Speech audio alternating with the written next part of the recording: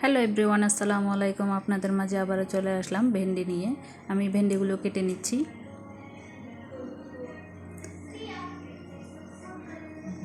আর এই ভেন্ডিগুলো দিয়ে আমি ভর্তা বানাবো। ভর্তা খেতে অনেক মজাদার হয় ভেন্ডির ভর্তা। সেই জন্য আমি এখানে প্রায়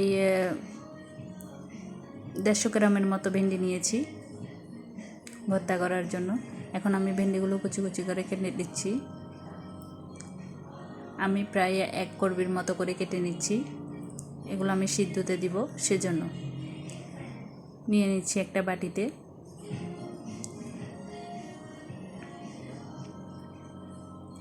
আমার এখন ভেন্ডি কাটা শেষ, বাটিতে নিয়ে নিলাম। দিয়ে দিচ্ছি 5টা কাঁচামরিচ। কাঁচামরিচটা সহ আমি সিদ্ধতে দিয়ে দিব। আর একটা পলিব্যাগ ধুয়ে পলিব্যাগের মধ্যে নিয়ে নিচ্ছি। পলিব্যাগটা ভালো করে মুখ আটকাতে হবে, না হলে পানি ঢুকে যাবে। আর দিয়ে দিচ্ছি 1 কিলো পরিমাণ পানি। পানির মধ্যে দিয়ে দিচ্ছি পলিব্যাগটা, যেটা ভালো করে মুখ আটকে রেখেছি। সিদ্ধতে দিয়ে দিব। প্রায় আমি 15 মিনিটের মতো সিদ্ধ করে নিয়েছি। দেখতে পাচ্ছেন আমার ভেন্ডিটা সিদ্ধ হয়ে গেছে। আর আমি একটা বাটিতে ঢেলে নিচ্ছি ভেন্ডিটা।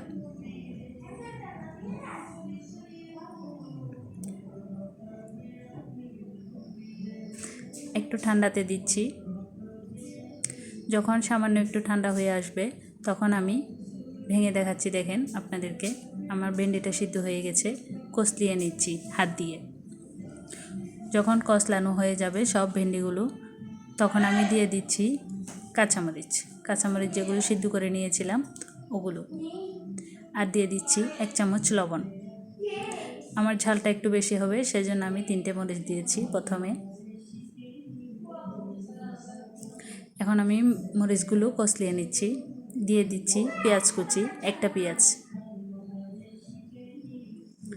আমি এখানে একটু পেঁয়াজটা বেশি দিয়েছি, কারণ আমার পেঁয়াজ খেতে অনেক ভালো লাগে ভর্তার সাথে বিশেষ করে।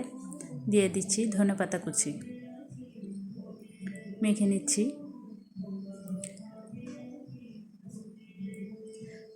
যখন মাখা হয়ে যাবে, এখন আমি ভেন্ডির কষলিয়ে রাখা ওগুলোর সাথে মেখে নিচ্ছি।